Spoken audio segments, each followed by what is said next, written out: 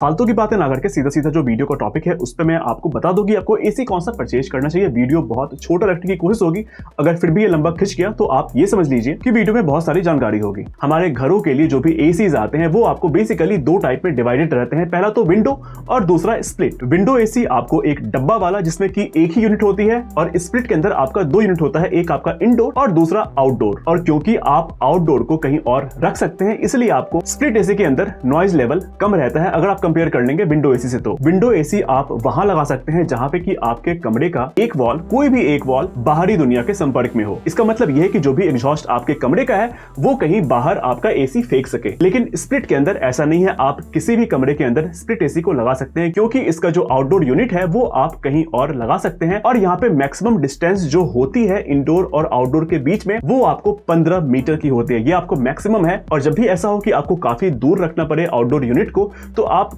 कोशिश ये करें कि आप 15 मीटर इसे ना पहुंचाएं। अगली बात पैसे की कि कौन सा बजट के अंदर आता है, तो आपको विंडो एसी थोड़ा सा सस्ता पड़ता है अगर आप कंपेयर कर लेंगे स्प्लिट एसी से। अगला पॉइंट कि आपको कितने कैपेसिटी का या फिर कितने टनेज का एसी परचेज करना चाहिए। इसके पहले मैं आपका 30 सेकंड लेके ये बता दूं कि ये टनेज वाला कॉन्सेप्ट आया कहां से। अगर आपने कहीं पे एसी देखा होगा या फिर आप एसी परचेज करने जाएंगे तो ये बात तो पक्की हो जाएगी कि एसी का वजन जो है, एसी का वेट जो है वो टन में नहीं रहता है। जब इस दुनिया में बिजली वाला एसी यानी कि इलेक्ट्रिक एसी नहीं था, कमरे को ठंडा रखने के लिए आइस के ब्लॉक्स रखे जाते थे। आइस का ब्लॉक यानी कि बर्फ का सिल्ला, बर्फ की सिल्ली हीट को एब्जॉर्ब करके खुद मेल्ट हो जाती थी और कमरे को ठंडा रखती थी। तो टनेज का कंसेप्ट यहीं से आया है। एक टन आइस को पूरी तरह से मेल्ट करने के लिए जितनी हीट चाहिए होती है, और इसे मेजर करते हैं बीटीयू में, यानी कि इसे कहा जाता है ब्रिटिश थर्मल यूनिट। और इस पे ज्यादा नहीं जाते हैं क्योंकि फिर ये बहुत लंबा खिंच जाएगा।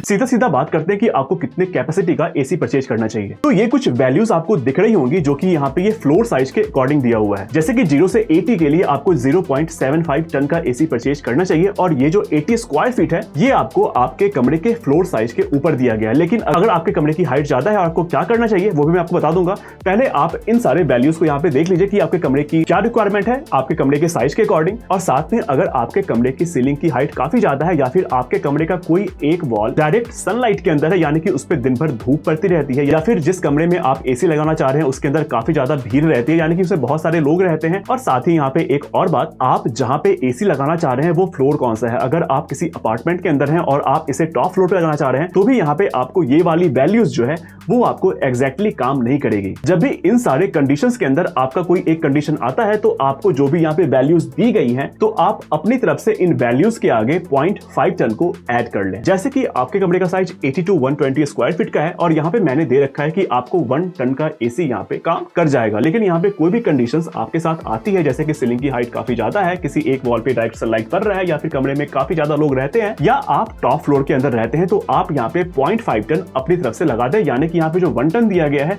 इसमें आप 0.5 टन ऐड कर ले, यानी कि यहाँ पे आपको चाहिए होगा 1.5 टन का एसी। अब बात कर लेते हैं स्टार रेटिंग की। अगर आप किसी 3 स्टार रेटिंग का प्राइस देखेंगे और साथ में अगर आप 5 स्टार रेटिंग वाले एसी को देखेंगे तो यहाँ पे आपको काफी ज्यादा प्राइस का डिफरेंस देखने को मिलेगा। अब ये रेटिंग क्या होता है, आप में से बहुतों को पता होगा कि यहाँ पे आपकी बिजली बचती है जितना भी यहाँ पे ज्यादा स्टार आपके किसी भी अप्लायंसेस के अंदर होगा। लेकिन अगर आप एसी बहुत कम चलाते हैं और यहाँ पे आप 5 स्टार रेटिंग का बहुत ज्यादा पैसा पे करके आपने यहाँ पे परचेज कर लिया, तो जो भी यहाँ पे अमाउंट आपने एक्स्ट्रा खर्च किया है वो रिकवर होने में काफी साल लग जाएंगे, क्योंकि 5 स्टार एसी के अंदर आप पहले ही अमाउंट पे कर देते हैं जो कि काफी ज्यादा होती है। तो इन चीजों को कॉम्प्लेक्स ना बना के मैं आपको ये बता देता हूँ कि अगर कोई भी एसी 3 स्टार का है, अगर 3 स्टार से ऊपर का परचेज कर सकते हैं तो फिर वो आपके ऊपर डिपेंड करता है। लेकिन कोई भी एसी अगर 3 स्टार का है तो आप उसे बहुत आराम से परचेज कर लें। अब बात आती है इन्वर्टर एसी की। तो मैं आपको ये बता दूं कि विंडोज हो या फिर स्प्लिट हो, दोनों के अंदर आपको इन्वर्टर एसी देखने को मिल जाएगा। अब ये इन्वर्टर एसी होता क्या है, अगर नॉर्मल एसी की बात कर ले, अगर आपने कमरे का टेम्परेचर सेट कर रखा है 24 डिग्री सेल्सियस और अगर आपके कमरे का टेम्परेचर है 32 डिग्री सेल्सियस, तो एसी का कंप्रेसर ऑन होता है और टेम्परेचर को नीचे करके 24 पे लाता है, और 24 पे आते ही कंप्रेसर यहाँ पे ऑफ हो जाता है।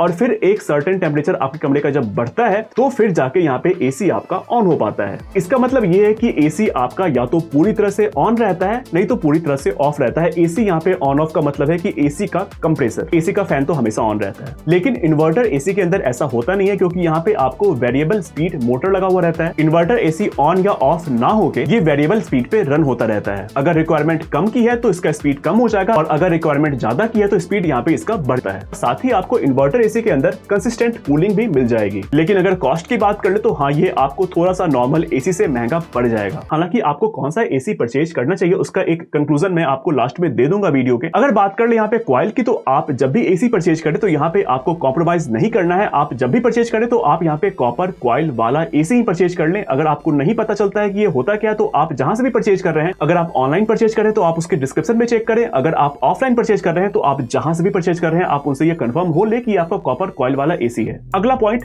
चोंचलेबाजी। अगर आपको कोई ये बोल के बेचता है कि आपका एसी जो भी आप परचेज करने जा रहे हैं वो आपका स्मार्ट एसी नहीं है, तो आप यहाँ पे ये वाला एसी ले जाए, क्योंकि ये आपका स्मार्ट एसी है, ये आपके एसी को शेड्यूल कर देता है, खुद ही ये आपका ऑन ऑफ हो जाता है, ये आपका वाईफाई एनेबल्ड है और तरह तरह की बातें। तो आप इन चोंचलेबाजी में नहीं पड़िए। आप यहाँ पे किसी भी स्मार्ट प्लग के थ्रू अपने एसी को स्मार्ट बना सकते हैं। अगर होगा तो मैं डिस्क्रिप्शन के अंदर एसी के लिए कौन सा स्मार्ट प्लग बेहतर हो सकता है उसका लिंक मैं डाल दूंगा। अब एक कंक्लूजन कि आपको कौन सा एसी परचेज करना चाहिए। अगर एक बेसिक साइंस की बात करें तो आपको पता होगा कि गर्म हवा ऊपर उठती है और ठंडी हवा नीचे बैठती है। अगर आपके विंडो एसी का हाइट आपके फेस के नीचे है और जब आप इसे ऑन करते हैं विंडो एसी को, तो जो भी ठंडी हवा निकलेगी विंडो एसी से वो आपकी पहले नीचे जाएगी और गर्म हवा ऊपर जाएगी। लाइक जहां पे विंडो एसी लगा हुआ है उसके नीचे का पोर्शन पहले ठंडा होगा और ऊपर का पोर्शन बाद में ठंडा होगा। तो आप कमरे के अंदर खुद ही ये महसूस कर सकेंगे कि यहाँ पे आपको हवा की दो लेयर बन चुकी है, एक ठंडी हवा नीचे वाली और एक गर्म हवा ऊपर वाली। इसलिए बहुत बार होता क्या है कि विंडो एसी ऑफ करना होता है क्योंकि काफी ज्यादा कूलिंग हो जाती है। अगर आप कमरे के अंदर बैठे हुए हैं तो आपको ठंड लगनी शुरू हो जाएगी, जो कि बिल्कुल भी आपको कंफर्टेबल नहीं लगेगा। लेकिन स्प्लिट एसी के अंदर ऐसा होता नहीं, क्योंकि इसकी हाइट काफी ज्यादा रहती है, तो आपको पूरे कमरे के अंदर एक इवनली कूलिंग देखने को मिल जाएगी। हालांकि अगर आप विंडो एसी भी हाइट पे लगा रहे हैं तो आपको सेम यहाँ पे देखने को मिलेगा। अगर आप एसी परचेज करना चाह रहे हैं तो आप यहाँ पे प्रेफर करें कि आपका एसी विंडो हो या फिर स्प्लिट हो, वो इन्वर्टर एसी हो, साथ में जो कॉइल है वो कॉपर कॉइल होनी चाहिए। और जब स्टार रेटिंग देखने की बात आए तो यहाँ पे आपको बस 3 स्टार देख लेना है। और चौथी बात कि आपको स्मार्ट एसी के पीछे बहुत ज्यादा खर्च नहीं करना है। और हो गया बस गर्मी खत्म और ये वीडियो भी। और अगर आपको ये वीडियो अच्छा लगा तो आप इसे लाइक कर दें, अपने दोस्तों के साथ शेयर कर दें और इस चैनल को सब्सक्राइब कर दें। मिलते हैं फिर से किसी नेक्स्ट वीडियो में नए टॉपिक के साथ। तब तक के लिए थैंक यू, धन्यवाद।